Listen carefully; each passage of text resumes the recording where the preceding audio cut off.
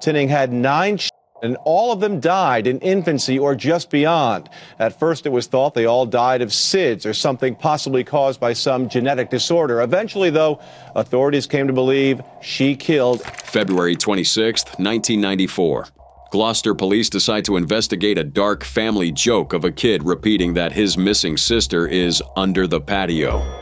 After a thorough excavation and examination of the house, they discover not only the dead sister, but a total of 9 corpses. These are female serial killers who outlived the longest sentences. I said, don't arrest her without a confession. Do everything right just because you think she did it. December 20th, 1985. In Schenectady, New York, Tammy Lynn Tinning, recently born in the Tinning household, lies without a pulse on a changing table. The girl was pronounced dead at the hospital. However, a strangely familiar pattern for this couple arises.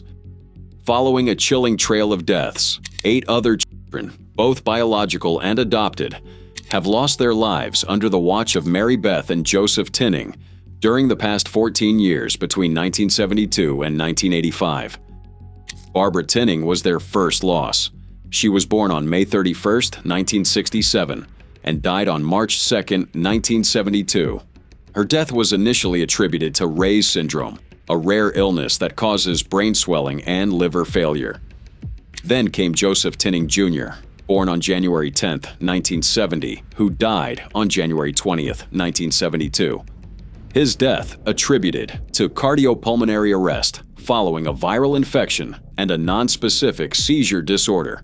But none of this was confirmed since there wasn't an autopsy on the boy.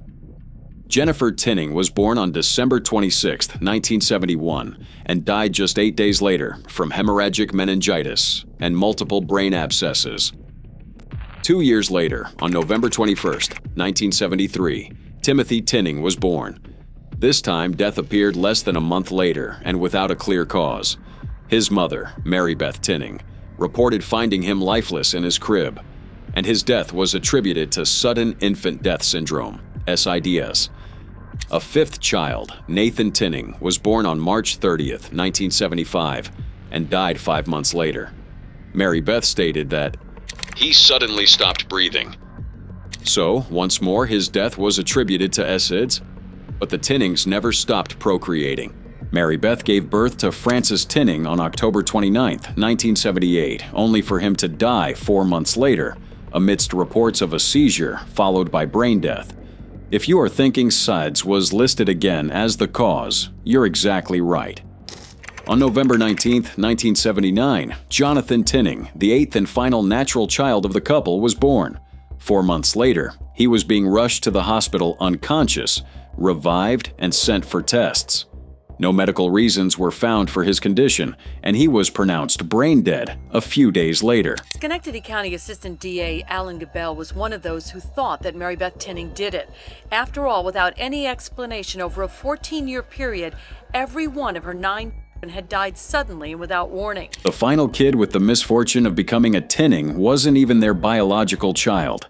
He came from an adoption and was named Michael Tinning. He was born on August 3, 1978, and died roughly 2.5 years later on March 2, 1981, with Mary Beth claiming she could not wake him up, and his death was ruled as a possible genetic disorder or bronchial pneumonia. At this point, the recurring unexplainable sequence of sudden deaths painted a grim picture impossible to ignore. In this context, Tammy Lynn's death was finally met with profound suspicion. It was just statistically improbable to find so many SIDS deaths within a single family. However, according to reports on the case, not until the last baby's death was there any serious attempt to correlate these incidents. The lack of attention on the case was explained as a byproduct of the community's sympathy toward the recurrent tragedies and the medical explanations recurrently resorting to SIDS or genetic predisposition as an explanation. Not even Michael's death, which ruled out the possibility of a genetic disorder, given they weren't actually related, prompted a timely investigation into the couple. In retrospect, the proximity of deaths that occurred in early 1972, with Jennifer Joseph Jr. and Barbara dying within 2 months, could be seen as emotionally linked to Mary Beth losing her father in October 1971, which could have taken its toll on her mental health, triggering her filicide rage or even Munchausen syndrome by proxy, a psychological condition in which a caregiver or parent either makes up fake illnesses or causes real symptoms to make it look like a child is sick to receive some attention and sympathy. It's not possible to have 9 sudden death cases, just mathematically, statistically not possible. Whatever the reason, the pattern had become undeniable for Betsy Mannix of Schenectady County's Department of Social Services and Bob Imfeld of the Schenectady Police Department, who initiated direct questioning of Mary Beth and Joseph Tinning. 6 autopsies were finally conducted on the previously deceased occupant. However, no obvious signs of abuse were initially found. It was Dr. Michael M. Baden, a lead forensic pathologist and a member of the New York State Police's Special Forensic Unit, the one who made a crucial breakthrough on the case when he concluded that Tammy Lynn had been smothered to death. February 4th, 1986, Mary Beth Tinning, 44, was arrested. Facing definitive forensic evidence, Mary Beth crumbled and confessed. She had smothered her with a pillow. Moreover, she admitted to killing 2 of her sons, Timothy and Nathan, and broadened the scope of her criminal actions to include even her husband as a possible victim. She disclosed an old attempt to poison her husband, Joseph, in 1974. They were going through severe marital distress, and she decided to put sleeping pills into his grape juice. This was all the authorities needed to declare the deaths of the other 8 Tinning children as suspicious. The medical community attributed death to other causes other than homicide, and there were autopsies. Gabel says pediatricians passed her around from doctor to doctor because no one wanted to have anything to do with her. June 22, 1987, Dr. Bradley Ford, Tammy Lynn's pediatrician, testifies in Mary Beth's trial for the murder of Tammy Lynn Tinning. He recalls how the woman had dismissed his advice to monitor the baby's breathing and heart rate by installing a specialized alarm device. Given the alarming history of infant deaths in the family, Mary Beth's refusal strongly suggested a deliberate, malicious intent rather than parental concern. Additionally, Dr. Marie Valdez da Pina of the SIDS Foundation pointed out the extremely low statistical possibility of finding so many SIDS-related deaths in one family. And Schenectady County Medical Examiner Thomas Oram testified that he concluded Tammy Lynn had been asphyxiated with a soft object. These conclusions matched Mary Beth's shocking admissions to State Police investigator William Barnes during interrogation. She signed an explicit confession in which she recalled murdering Tammy Lynn, smothering her with a pillow, according to her, "because I'm not a good mother." In further interrogations, she also confessed to suffocating 2 of her biological sons, Timothy and Nathan. Despite her detailed confessions, Mary Beth's defense strategy changed mid-trial, and she retracted, claiming they were obtained under coercion after being threatened by the police and denied her legitimate right to a lawyer. However, even her husband declared that during a brief conversation with his wife after the police questioned her, she directly told him, "I killed Tammy." Mary Beth's admission was the only evidence against her for the deaths of Timothy and Nathan. There wasn't enough forensic evidence in their cases, so she was not prosecuted for them.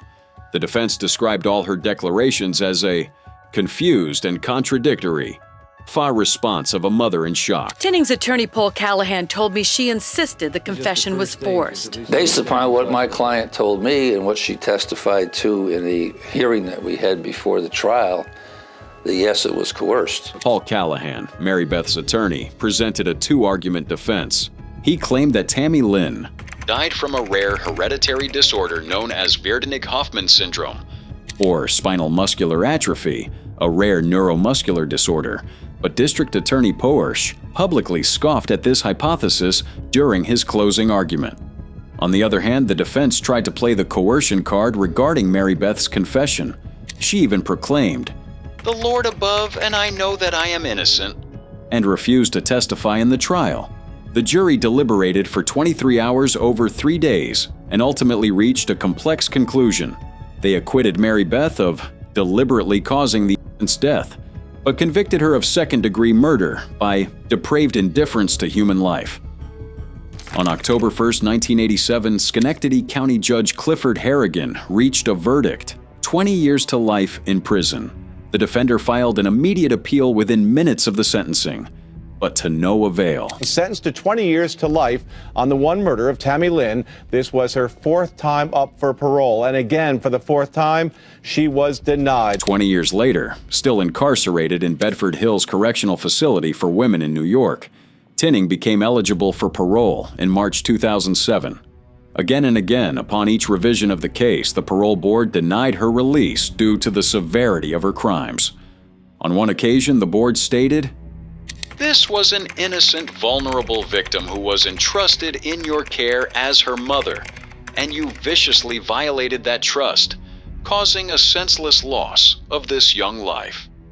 During these parole hearings, Tinning changed her original version. She told the board, "After the deaths of my other children, I just lost it. I became a damaged, worthless piece of person. And when my daughter was young, in my state of mind at that time, I just believed that she was going to die also. So I just did it." The board repeatedly reached the same conclusion. Respect for the law, as you placed your own interest above those of society's youth. She was denied parole 6 times over 10 years. Joseph Tinning, Mary Beth's husband, maintained his loyalty to her. He visited her once a month in prison and continuously expressed his desire for her to be released. The State Department of Corrections saying Mary Beth Tinning was released from post-release supervision in July. She served 30 years in prison for killing her 4-month-old daughter, Tammy Lynn, in 1985. August 21st, 2018. Mary Beth was released from Taconic Correctional Facility after serving more than 30 years of her sentence. She was finally granted parole at her 7th hearing in July 2018. New York State Senator Jim Tedisco voiced the public's indignation regarding Tinning's release, condemning the parole board for forgiving a convicted baby killer, and stating that People who kill cops and kids should never see the light of day, let alone be paroled. he called the decision a Total disgrace and an affront to the victims and the safety of the public. Mary Beth Tinning was released from parole in 2023 at 80 years old. For almost 30 years, their crimes went undiscovered, while they tortured and murdered 12 women between the ages of 8 and 27. February 26, 1994, at 25 Cromwell Street, Gloucester, England. The local police decided to pay attention to a running joke by one of the West kids who states his sister is under the patio. They conduct an excavation beneath the West family's garden as a part of their investigation into the disappearance of Heather West, missing since 1987, and the daughter of Frank and Rosemary West. Within hours, they discover Heather's remains. However, the girl's body is just the tip of the iceberg of monstrous crimes hidden under the house. The authorities moved fast and arrested Fred West, who quickly admitted to killing Heather. But the excavation of the house's premises and the investigation were just beginning. The forensic team checked every square foot of the ground beneath and around the house. The police used state-of-the-art military-grade technology, and these instruments allowed them to make gruesome discoveries. After finding Heather's body, the seller of the house hid the remains of 8 more unidentified victims. However, to understand the origin of these additional bodies and Rose West's implication in the case, we need to go back to Frederick Walter Stephen West and his dark past. In June 1961, Fred, 19, was convicted of child molestation after impregnating his own sister. During that police questioning, he bluntly admitted to molesting young girls since his early teens, even asking, Doesn't everybody do it? Examiners of the case believe that a skull fracture in a motorcycle accident at age 17 made him prone to violent fits of rage and removed his capacity for empathy. In any case, his behavior only worsened with time. Before Mr. West had even met Rosemary, he'd murdered his first wife, Rena, as well as Anne McFall, a woman who'd helped look after his children. Fred's first murder took place in July 1967. He killed a woman named Anne McFall, his 18-year-old former lover and nanny, who was at the time pregnant with his child for 6 months. The woman's odd dismembered body was found in a cornfield in June 1994, with a notable detail. She was missing finger bones. This detail became Fred's signature in his following murders. In August 1971, he strangled his first wife, Catherine Rena Costello, dismembered her, and buried her body near Muchmarcle, Herefordshire. When he met Rosemary Pauline Letts in 1969, he was already 12 years older than her and had long perfected his pattern of targeting vulnerable females. His signature modus operandi pointed at women dependent on him or in intimate relationships, systematic violence during the partnership that would later end in gruesome deaths, and even keeping body parts as souvenirs. This is the context in which Rose entered Fred's life to become, if not his accessory, his faithful accomplice. But let's make no mistake, she was no angel.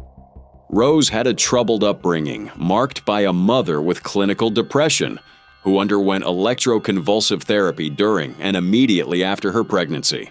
Still a minor, Rose found joy in molesting her younger brothers until her attention was caught by Fred West. She defied her parents to be with him, even ignoring their threats to involve social services due to their age difference. Rose ended up being sent to a home for troubled teenagers in August 1969, but her parents' efforts were futile. By February 1970, she was already pregnant with their first child, Heather Ann, who was born on October 17, 1970. Fred and Rose were both clearly disturbed people. He knew what was doing from the beginning, and reportedly, he even stated, "I trained Rose to what I wanted, and she just blended into my way of living." Charmaine, her first alleged victim. Rosemary West said Charmaine's mother had come to the family's home in Gloucester to pick up her little girl. Mrs. West saw her, but didn't speak to her. She said Frederick West had been released from prison before Charmaine disappeared. Fred was imprisoned for petty theft and other charges from December 1970 to June 1971. During this period, Rose was left in charge of their daughter Heather, in addition to Charmaine and Anne-Marie, Fred's previous daughters with Rena.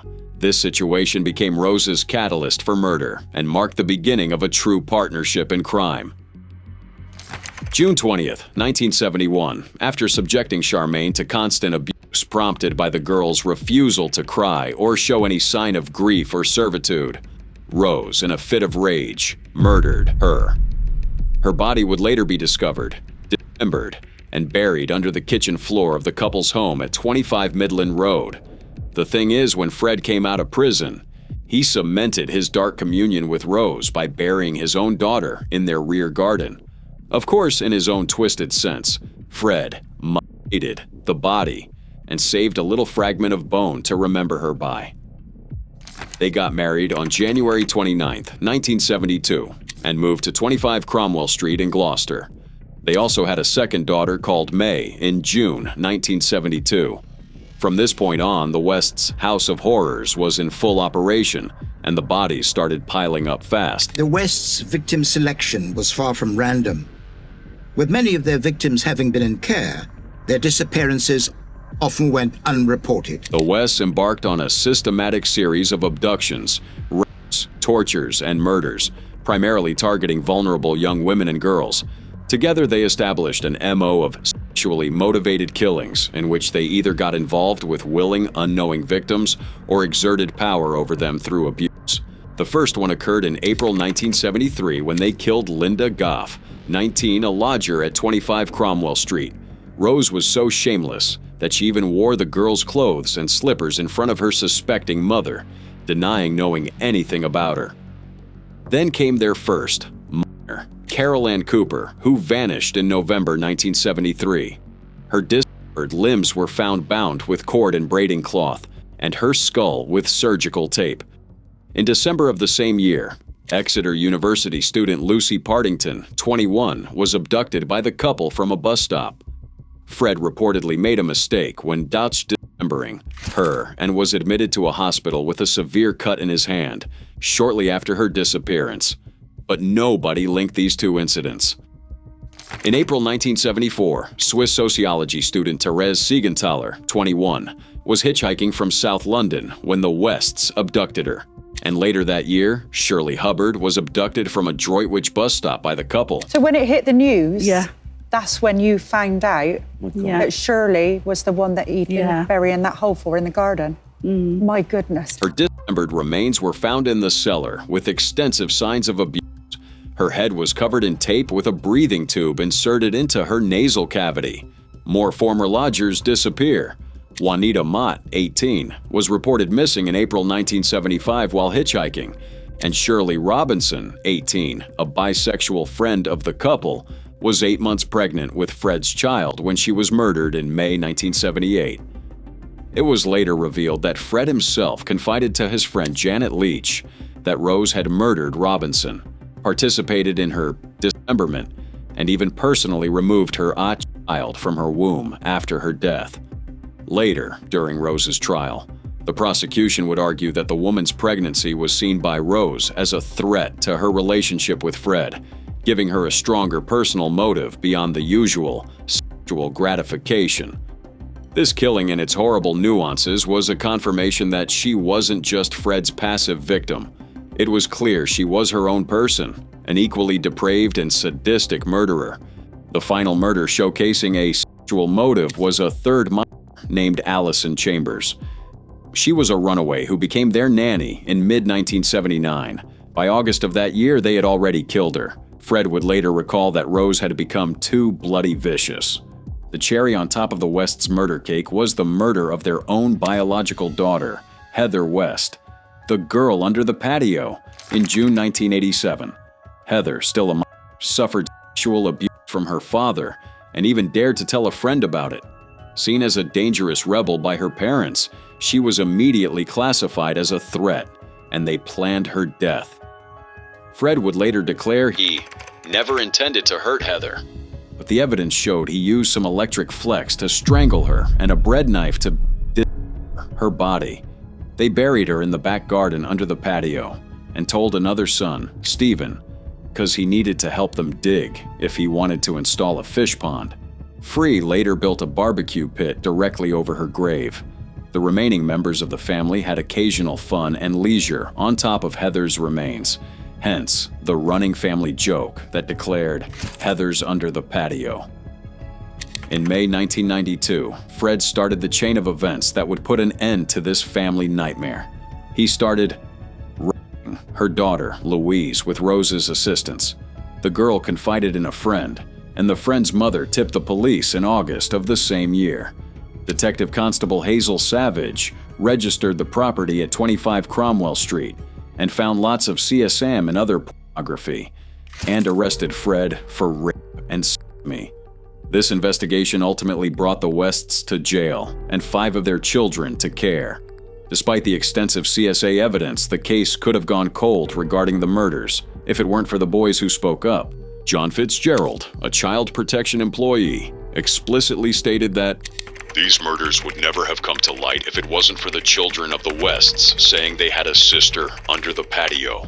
They were brave enough to speak up. In February 1994, Gloucester police finally got a warrant to search the House of Horrors under suspicion of having murdered Heather West. Fred tried to lead investigators astray, but the next day he decided to confess and told them Heather was in the garden beneath them. The police found multiple sets of human remains. Fred admitted to the murders of Shirley Robinson and Allison Chambers and tried to call attention to himself and free Rose from her responsibility. She denied all knowledge of Heather's death and ended up being released on bail. Rose's freedom was short-lived. A week later, Fred wrote a confession including approximately 9 murders. Charmaine, Rena, Linda Goff, and others to be identified. In total, the remains of 12 victims were eventually found hidden in 6 places across 3 locations. Charmaine's bones, such as patellae, fingers, wrists, toes, and ankles, were missing. This and the other incomplete skeletons found at Cromwell Street pointed to a perverse and consistent practice of retaining souvenirs. As it usually happens with serial killers, the Wests were developing a shared procedural and ritualistic aspect to their crimes. April 20th, 1994. Rose was arrested again for unrelated matters, and she hasn't been free ever since. A calculated strategy regarding Heather's murder was exposed by Janet Leach, Fred's confidant, who told the authorities about an existing pact between the Wests. Fred was ready to take responsibility for some of Rose's mistakes. His behavior complicated Rose's case and prosecution.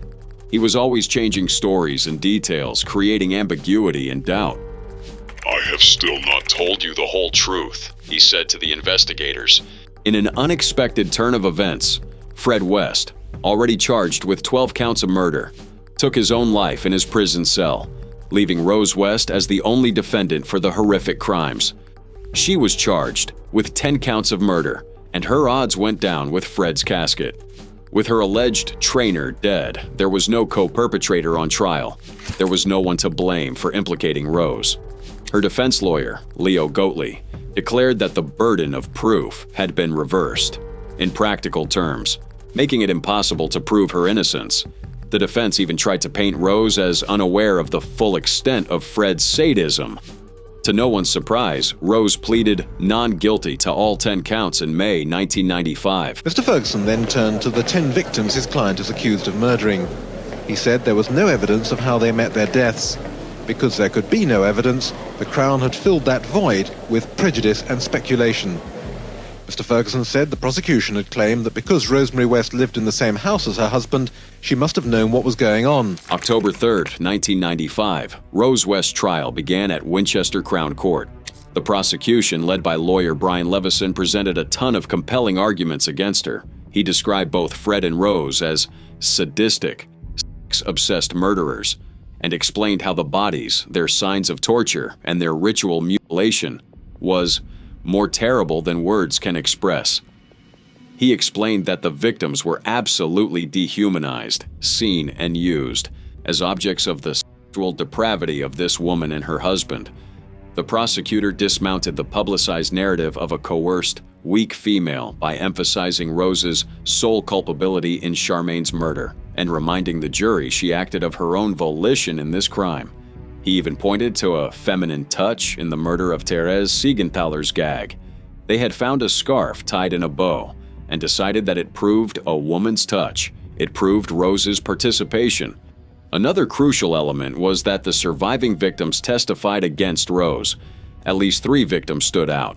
A former nanny for the family, Carolyn Owens, recalled how she escaped the West in 1973. She had been blindfolded, tied, gagged, and subjected to sexual assault. She admitted receiving $20,000 for her story, but swore she was being sincere and stated that she only wanted to get justice for the girls who didn't make it. Anne Marie West, Fred's daughter and Rose's stepdaughter, testified to being sexually abused by both of them. A final anonymous victim identified as Miss A identified Rose as the more aggressive perpetrator during a 1977 sexual assault. Against her lawyer's advice, Rose herself chose to testify.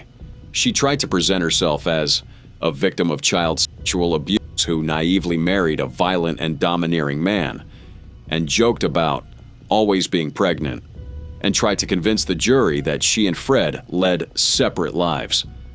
She even claimed never to have met 6 of the victims buried at her house. On November 22, 1995, after a highly publicized trial, the jury unanimously convicted her of all 10 murders. Her sentence was especially severe: life imprisonment with a whole life order, or in other words, an official commitment to never let her be free again. The judge literally said to her, "In your case, life means life." The mass murderer Rosemary West was moved to the top security jail in Durham today to begin her life sentence behind bars. A couple of appeals presented by West in 1996 and 2000 were rejected, and by 2001, she announced she would no longer be appealing her case.